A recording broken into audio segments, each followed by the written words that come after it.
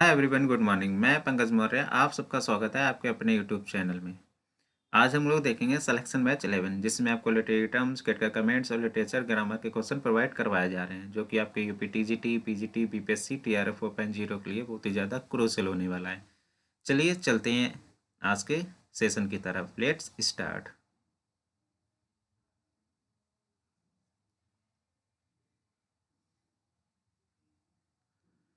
Question of the day. जो last session में question of the day था, वो था the English poet coined the word is in plastic.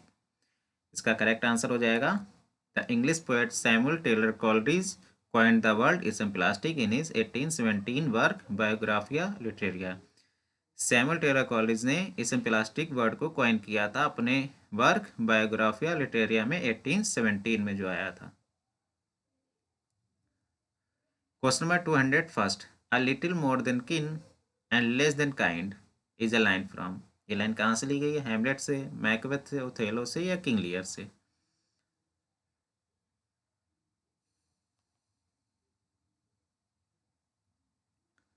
Question number 201 का correct answer हो जाएगा ऑप्शन ए, हैमलेट से। A little more than king and less than kind is a line from Hamlet by William Shakespeare. It appears in Act First, Scene 2. Question number 202 is a passing reference without explicit identification to a literary or historical person, place or event or to another literary work or passage. ये definition किसकी है? Ambiguity की है, अलूजन की है, एग्जाम्पलम की है या none?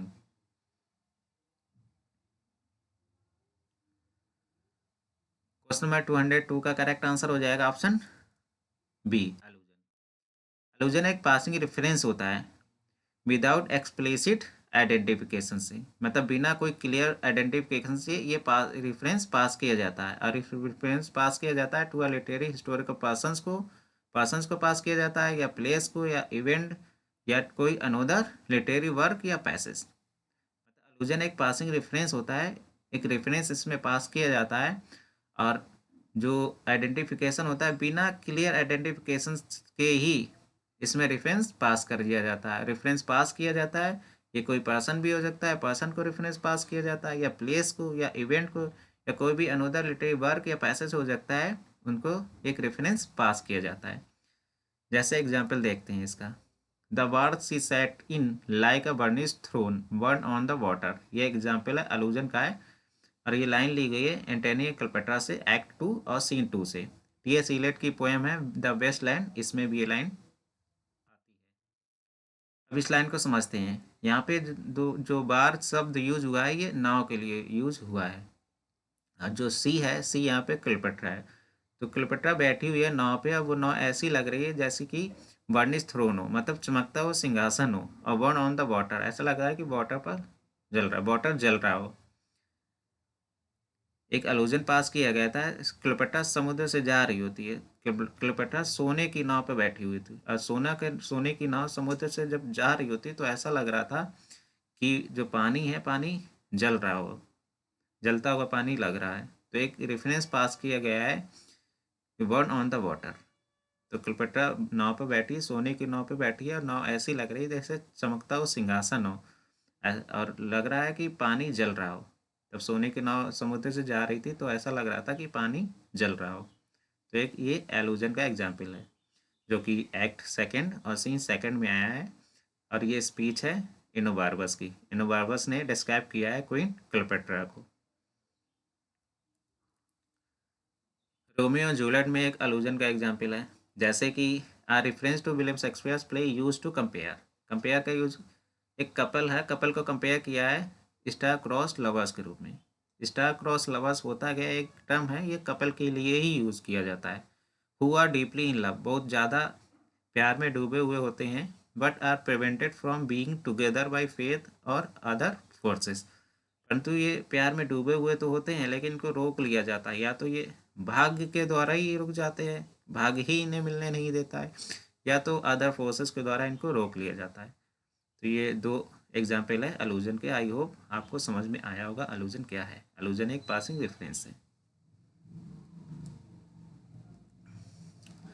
Question number 203, if I am you I would not take the risk of going to the market. No error. किस पार्ट्स में एरर है?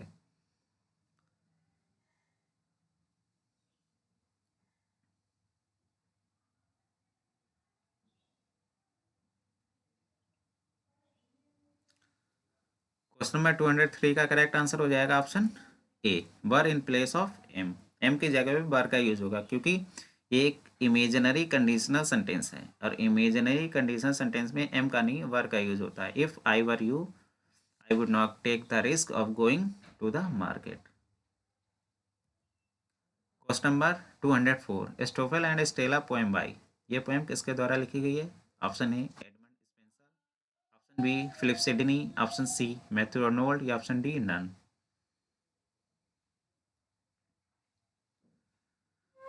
क्वेश्चन नंबर 204 का करेक्ट आंसर हो जाएगा option B, Philip Sidney. Astrophel and Stella ये poem है, Philip Sidney के द्वारा लिखी गई है। ये एक सोनेट सीक्वेंस है और इस सोनेट सीक्वेंस में 108 सोनेट्स है एंड 11 सॉन्ग्स हैं। Question number 205, when to the seasons of sweet silent thought I summon up remembrance of things past is a line from option A, A Midsummer Night's Dream, option B, Sonnet 30, option C, Winter's Tale या option D, Romeo and Juliet।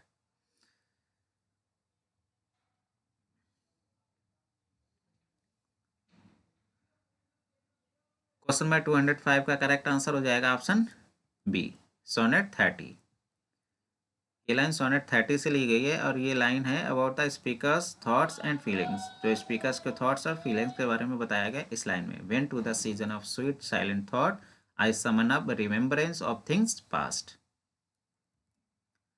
Question number 206, the line my baby at my breast that suck the nurse asleep is from Shakespeare's play. Shakespeare play से ये line ली गई है, किस play से ली गई है? एंटोनियो क्लियोपेट्रा से ली गई है, एज यू लाइक इट से ली गई है, विंटर्स टेल से ली गई है, रोमियो एंड जूलियट से ली गई है।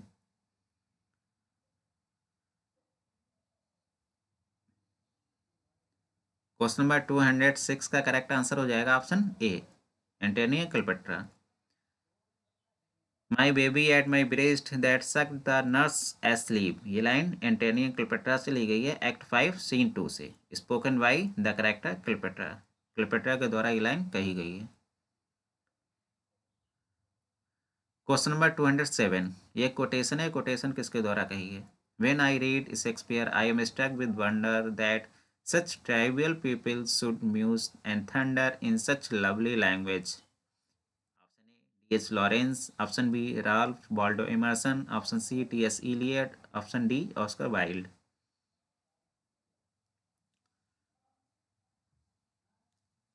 क्वेश्चन नंबर 207 का करेक्ट आंसर हो जाएगा option A, D.H. Lawrence. Question number 208, common errors का क्वेश्चन है, किस पार्ट्स में एरर है? Don't you think this bag is too big to carry.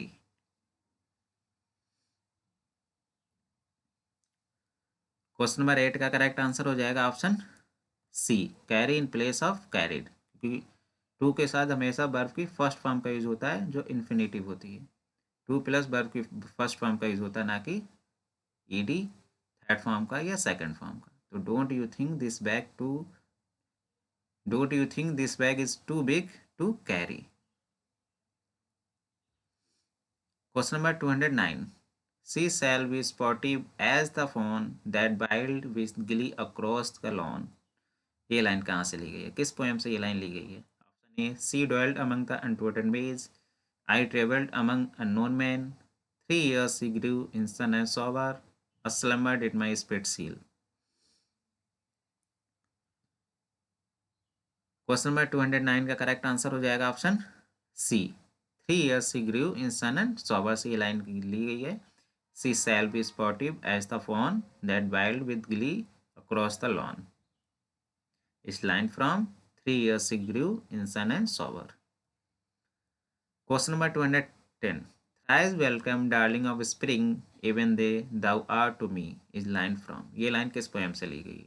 Matthew से, to April mornings, to the cuckoo, the world is too much with us.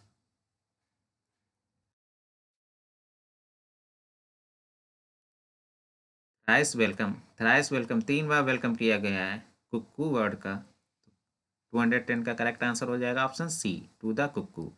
Thrice welcome darling of the spring, even yet thou art to me, is line from to the cuckoo. Cuckoo का 3 बार welcome हुआ है darling of the spring के रूप में। Question number 211, ये भी एक कोटेशन है, किसके द्वारा ये कोटेशन कही गई है? A cubel is to Shakespeare what luminous vapor are to the traveler?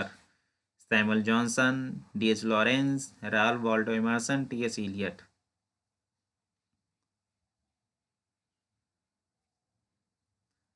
Question number 211 का करेक्ट आंसर हो जाएगा option A, Samuel Johnson. Samuel Johnson ने कहा है a quibble is to Shakespeare what luminous vapours are to the traveller. Question number 212, many are called but few are chosen. बहुत सारे लोगों को बुलाया जाता है, बस चूज थोड़े ही लोगों को किया जाता है। इसमें कौन सी फिगर ऑफ स्पीच है? ऑक्सीमोरन है, हाइपरबोला, एपिग्राम है, एंटीथेसिस है? क्वेश्चन नंबर 212 का करेक्ट आंसर हो जाएगा ऑप्शन डी, एंटीथेसिस। एंटीथेसिस एक फिगर ऑफ स्पीच होता है that just opposes opposing ideas to create contrast. मतलब एंटीथेसिस का यूज कंट्रास्ट को क्रिएट करने के लिए किया जाता है, और कंट्रास्ट को क्रिएट किया जाता है अपोजिंग आइडियाज के द्वारा। जैसे art is long and time is fleeting. Fleeting यानी क्षणभंगुर है, कुछ समय के लिए। आर्ट लॉन्ग है और time is fleeting. Sleep is silver but silence is golden. Love is pain and love is pleasure too. ये सब एंटीथेसिस के एग्जाम्पल्स हैं। Question number 213, weep no more weep weep no more woeful shepherd, weep no more is a line from. ये line किस work से ली गई है? ऑफ एजुकेशन से, लाइसिडास से, पैराडाइज लॉस्ट, या on Shakespeare? Weep no more वो फुल सेफर्ड्स, वीव नो मोर।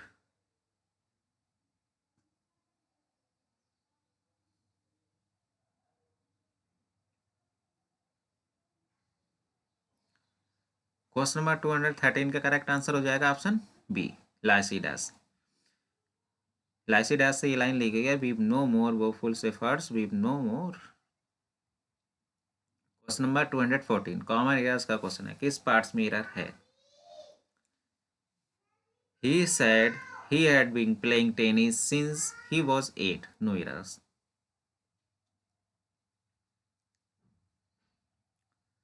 क्वेश्चन नंबर 214 का करेक्ट आंसर हो जाएगा option A, been in place of being. क्योंकि हैड के साथ हमेशा वर्ब की थर्ड फॉर्म का यूज होता है, ना कि आईएनजी फॉर्म का। तो he said he had been playing tennis since he was 8। Question number 215 Piers Plowman by. Piers Plowman किसके द्वारा लिखा गया है? William Langland, John Dryden, Alexander Pope, Thomas De Quincey.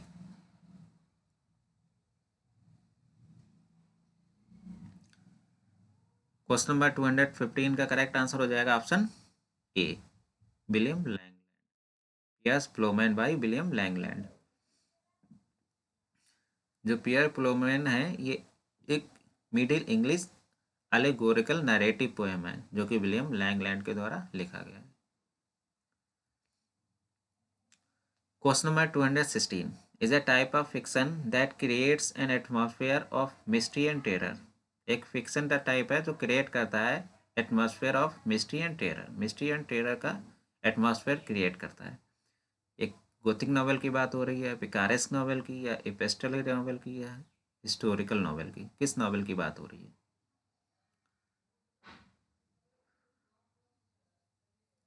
Question number 216 का करेक्ट आंसर हो जाएगा option A, Gothic novel. Gothic novel is a type of fiction that creates an atmosphere of mystery and terror. जो mystery और terror का atmosphere create करे वो Gothic novel होता है।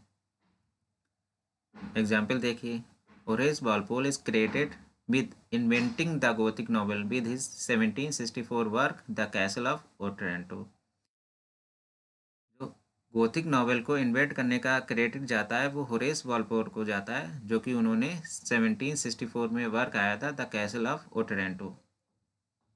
इसी में इन्होंने इन्वेंट किया था गोथिक नॉवेल को, यानी फर्स्ट गोथिक नॉवेल है the Castle of Otranto. The Castle of Otranto by Horace Walpole. This novel is considered the first Gothic novel in English. English में first Gothic novel the Castle of Otranto by Horace Walpole, इनको कही जाती है first Gothic novel, याद कर लीजिएगा। The mysteries of Udolpho by Ann Radcliffe, ये भी एक गोथिक नॉवल का ही एग्जाम्पल है, the mysteries of Udolpho. Question number 217, he was not of an age but for all time, ये कोट किसने कही है? बेन जॉनसन ने, डी.एच. लॉरेंस ने, राल्फ वाल्डो इमर्सन ने या टी.एच. इलियट ने?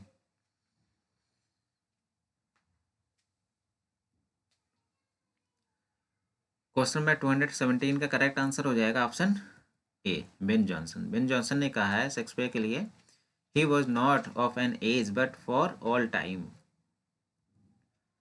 Question number 218, Marlowe's mighty line, the term was coined, किसके द्वारा यह टर्म क्वाइन किया गया है? Marlowe's mighty line, John Keats के द्वारा, वाशिंगटन एलस्टन के द्वारा, टी.एस. इलियट के द्वारा या बेन जॉनसन के द्वारा? क्वेश्चन नंबर 218 का करेक्ट आंसर हो जाएगा option D, Ben Jonson. Marlowe's mighty line, ये एक टर्म है, इसको यूज़ किया जाता है describe the blank verse style of English playwright Christopher Marlowe. Marlowe's mighty line का ये एक टर्म है, उसको डिस्क्राइब किया जाता है ब्लैंक वर्स स्टाइल, जो क्रिस्टोफर मार्लो का ब्लैंक वर्स स्टाइल है उसको दर्शाने के लिए मार्लोस माइटी लाइन का यूज़ किया जाता है। ये टर्म कॉइन किया था बेन जॉनसन ने। मतलब मार्लोस माइटी लाइन एक प्रकार का ब्लैंक वर्स स्टाइल है।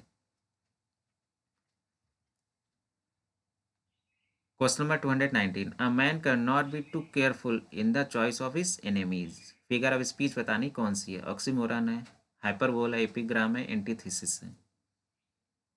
मतलब एक मैन कभी भी केयरफुल नहीं हो सकता है अपने दुश्मन को चॉइस करने में। क्वेश्चन नंबर 219 का करेक्ट आंसर हो जाएगा ऑप्शन सी, एपिग्राम। ये एक कोटेशन है, ये ली गई है ऑस्कर वाइल्ड के द्वारा ली गई है। ऑस्कर वाइल्ड ने ये कोटेशन बोली है, a man can not be too careful in the choice of his enemies. Epigram, epigram is a short incisive remark, एक प्रकार का रिमार्क होता है that usually introduce antithetical ideas in order to startle and captivate the listener. मतलब जो listener होते हैं उनको मोहित करने के लिए एंटीथेटिकल आइडियाज़ का यूज़ किया जाता है एपिग्राम में, एक प्रकार का रिमार्क होता है। जैसे एग्जाम्पल्स देखिए, there are no gains without pains, the child is the father of man.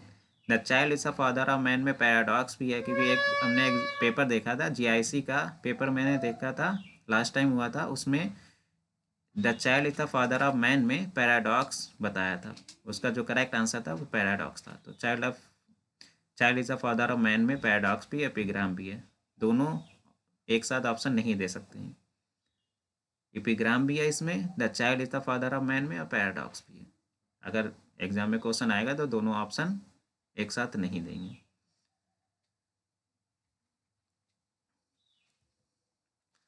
Question number 220, the reason for my absence from the office was because I was ill, no error, किस parts में error है?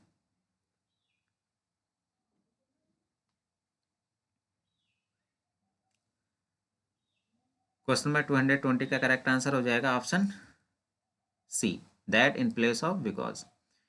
Because के जगह पे that का use होगा, क्योंकि the reason का जो पेयर बनता है दैट से बनता है। इसका रीजन क्या है? The reason is because is redundant, मतलब द रीजन इज बिकॉज एक अनावश्यक चीज़ है। बिकॉज, क्योंकि because means for the reason that, क्योंकि रीजन में ही बिकॉज छिपा रहता है। बिकॉज का मीन्स ही होता है फॉर द रीजन दैट, इसलिए रीजन के साथ में बिकॉज का यूज नहीं होता है। इस द रीजन के साथ बिकॉज का यूज नहीं होता है, बल्कि दैट का यूज होता है। तो करेक्ट सेंटेंस बन जाएगा, the reason for my absence from the office was that I was ill, इसलिए द रीजन का पेयर दैट से बनता है, ना कि बिकॉज से। Question of the day, poetry is the most delightful and perfect form of utterance that human words can reach is a quote by. Poetry की ये डिफिनीशन किसने कही है? कमेंट बॉक्स में कमेंट करके बताइएगा। आज के लिए बस इतना ही। क्वेश्चंस अगर पसंद आ रहे हो चैनल को लाइक शेयर एंड सब्सक्राइब करना ना भूलेगा। Thank you so much.